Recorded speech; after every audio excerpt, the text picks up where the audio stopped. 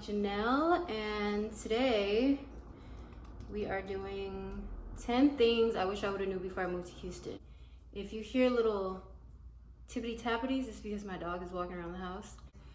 The roads in Houston / traffic. So Houston has a very huge problem with their streets. The potholes out here are crazy. It's gonna tear your car up.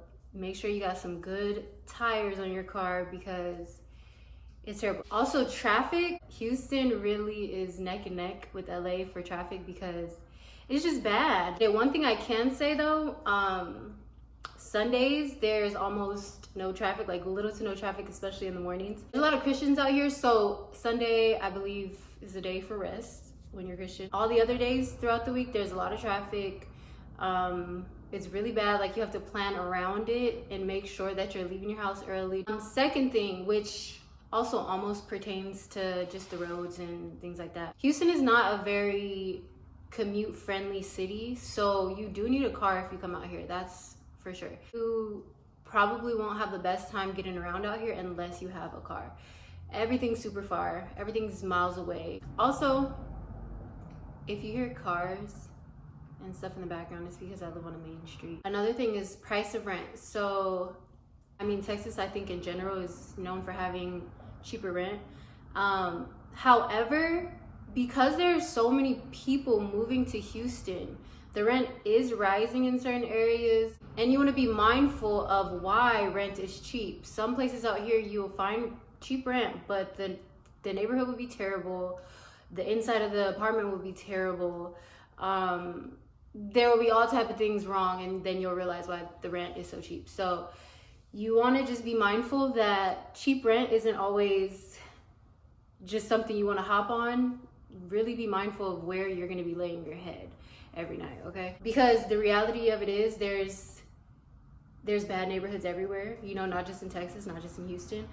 And you have to do your research. Like, do your research. A pro, Houston does have a lot of job opportunities. The job opportunities are definitely at an all-time high. Bugs, as I was saying. I read that the mosquitoes out here carry West Nile virus. Whatever you can do to rid yourself of bugs, I, for one, cannot do bugs at all, ever. Honestly, I think it's just the climate, because anywhere that I've lived that's super hot, especially humid, like Nevada, there's bugs. So if you don't want to move somewhere where you're going to be scared for your life outside, this may not be the place for you. Houston is growing. A lot of people are moving here, and Houston is growing very quickly. So keep that in mind if you want to move out here, because some people don't want to live in an overcrowded city. Apartments are filling up very quick. Before I moved out here, I read some of the statistics of people from LA or California in general moving out here, and I believe in 2021, 65,000 people moved here from California. That's just to give you a little bit of insight of how many people are really attracted to this place right now. What the fuck is that? What was that?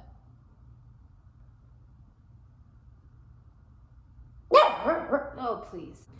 Next thing is weather. So I'm sure most people know that Texas gets extreme weather, but just in case you didn't know, you want to make sure that you have a disaster plan. Some water stocked up, if you can, like a generator, and just stock up on food, on things that you need, on toilet paper. That way, if there is extreme weather conditions, you don't have to worry about running out to the store or trying to fix things at the last minute. Just make sure. I don't know if you guys seen what happened, I believe last year, where a very large part of Houston was just not open. You know, like the weather was so bad, everyone had to stay home. The pipes do freeze a lot out here, so if you move to an apartment, you'll most likely have the complex reach out to you and ask you to keep your hot water running and to do all these procedures just to make sure your pipes don't freeze over. And that's really on a regular Tuesday. Like, that's just any given day out here. Literally the first day I even came to Houston, there was a tornado watch. And winter is coming to an end. I know we're closer to spring, but even still, this is the perfect time, I feel like, to prepare for winter. COVID-19 regulations.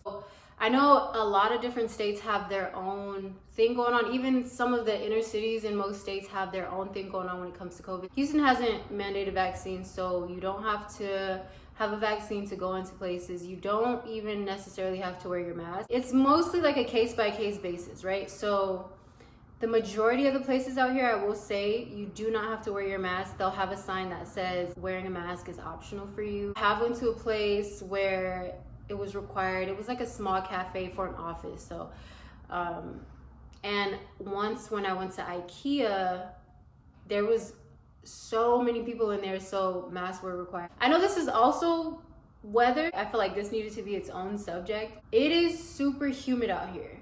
And some people cannot deal with humidity, like not really, and almost all the time. It's not even summer yet, it's not even the hotter months, and I've already been very surprised at how humid it gets out here. So just keep that in mind, that this is not a place where it's just like a cool little breeze. You're gonna just be chilling in the sun. No, you're gonna be hot. You're gonna be searching for the air. And last but not least, I want to talk about beaches. Houston doesn't have a bunch of beaches, but they do have beaches. Not a lot of people know that. One of the main beaches out here is Galveston, and I will go there and I'll post it, I'm sure, in a vlog one day. So yeah, those are the 10 things that I feel like people should know before they come to Houston. That's it. That's the video. So thank you for watching and have a good day.